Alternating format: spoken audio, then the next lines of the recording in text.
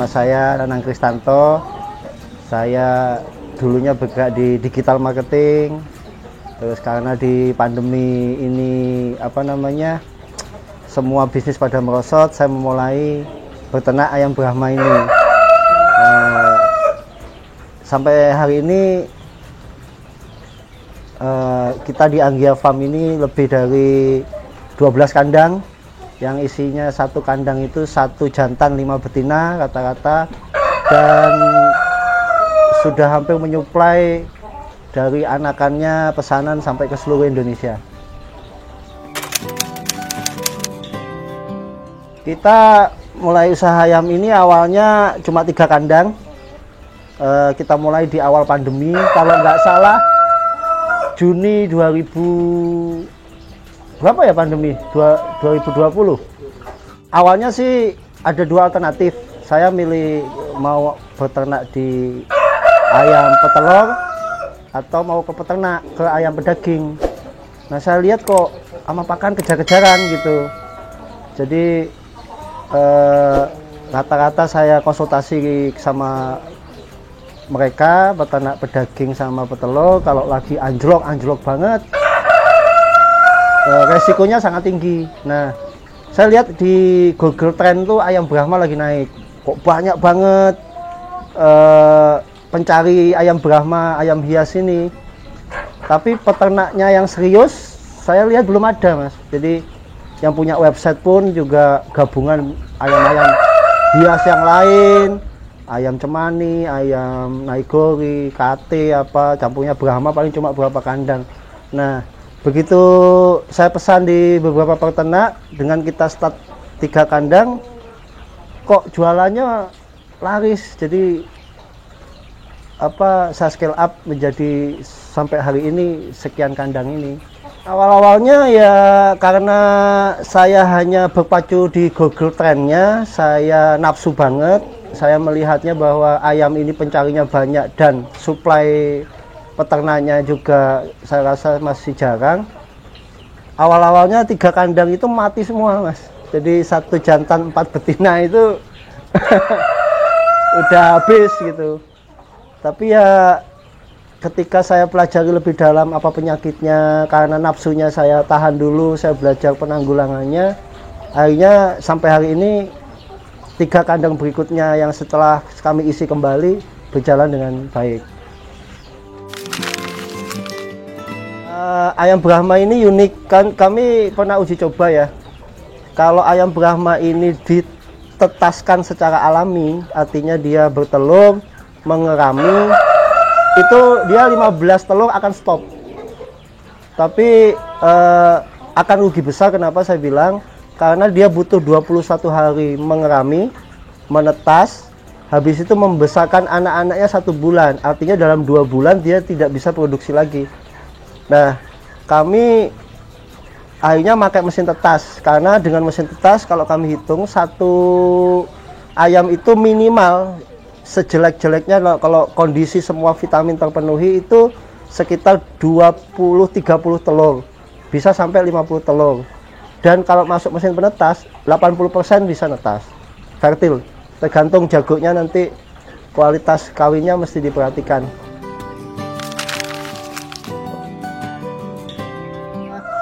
Kembali lagi kepada sebenarnya satu budget. Kalau kita tidak memiliki budget banyak, katakanlah 5 juta gitu ya, mending ke anakan, karena kita punya anakan banyak. Nah, saya sarankan fertil di atas 80% itu 1 jantan 5 betina maksimal. Tapi kalau paketan biasanya yang bagus banget itu 1 jantan 3 betina cukup. Jadi jantannya sudah kebanyakan nanti fertil, karena kalau jantannya terlalu banyak, melebihi 5 juga fertilitas telurnya semakin ini. Kalau saya memulainya dari 1 jantan 5 betina 3 kandang. Jadi untuk fase bisnisnya adalah 21 hari dia menetas, kita masuk mesin penetas, 2 bulan sudah bisa panen. Artinya 2 bulan itu sudah di angka 125 untuk jenis biasa, bisa 150 sampai 250 kayak seperti Turki, Jambul, Brahma Park, terus Godledge ini angka 1 bulannya udah 250.000. Kita harus bisa memanajemen antara mana sebagian yang kita jual untuk kebutuhan pakan selanjutnya supaya tidak mengeluarkan modal lagi, mana yang sebagian untuk dijual untuk membeli indukan lagi supaya memperbanyak kandang-kandang indukannya, mana yang akan kita besarkan untuk regenerasi indukan kita yang sudah dibeli di awal. Jadi manajemen itu yang mesti diterapkan untuk itu. Jadi kita sudah nggak perlu modal, kita akan hitung untuk pakannya berapa, untuk karyawan berapa, terus untuk dijual pembesaran atau untuk beli indukan lagi supaya kita berkembang biak lebih cepat berapa. Jadi kalau hitung-hitungannya 1 ekor, katakanlah 1 pasang Brahma itu harganya 4 juta, kita punya 1 kandang 1 jantan 4 betina atau 5 betina, berarti kan sekitar 10 juta modalnya. Kalau dalam 1 kandang itu 1 hari aja bertelur 2, berarti 1 bulan bisa 80% sekitar berapa itu, 80, 20%-nya 80%-nya kita akan bagi, 20%-nya nanti buat pakan, 20%-nya lagi buat beli lagi indukan selanjutnya, terus yang lain-lain juga untuk biaya pakan, pembesaran, siapan untuk menjadi regenerasi indukan kita. Karena ayam Brahma ini unik. Ayam Brahma ini tidak seperti ayam pedaging atau petelur yang ketika panen 1 kandang langsung bisa habis. Jadi kita istilahnya ngecer, karena pembelinya kadang 5 ekor, sepasang, 4 ekor, dan harus sabar karena harus kirim ke luar kota, harus ke KI 8, kurir-kurir jasa pengangkutan ekspedisinya, kereta api, bis, travel, harus sabar ke sana.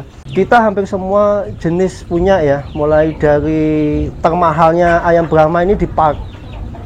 Saya lihat rata-rata ayam park Brahma yang dari Turki ini, karena dia jenisnya jambul, itu rata-rata peternak bisa jual angka siapannya di atas 5 juta.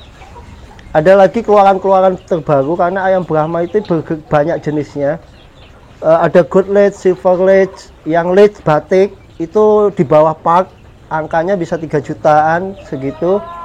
Jadi yang biasa pun ada yang angkanya cuma 900.000, satu betina bisa 700.000.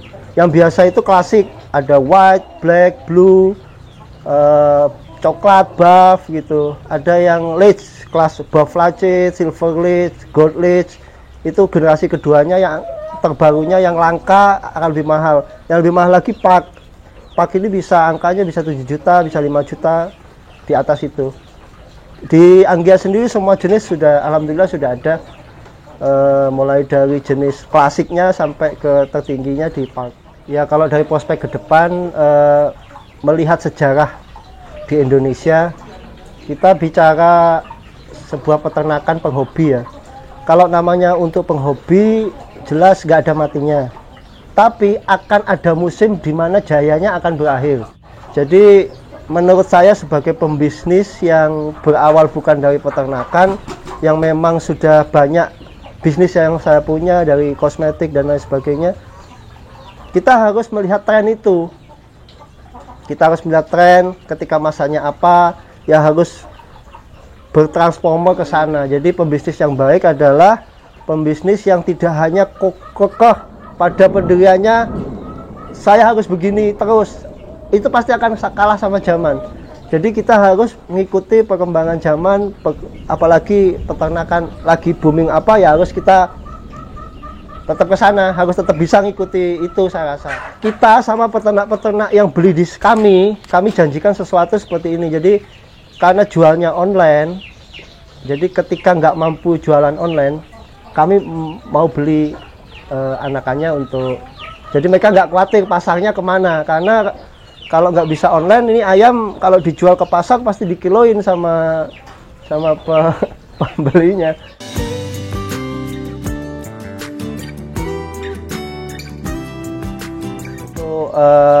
Di zaman milenial ini peternakan ayam hias atau apapun kalau digeluti dengan serius akan tetap menjanjikan.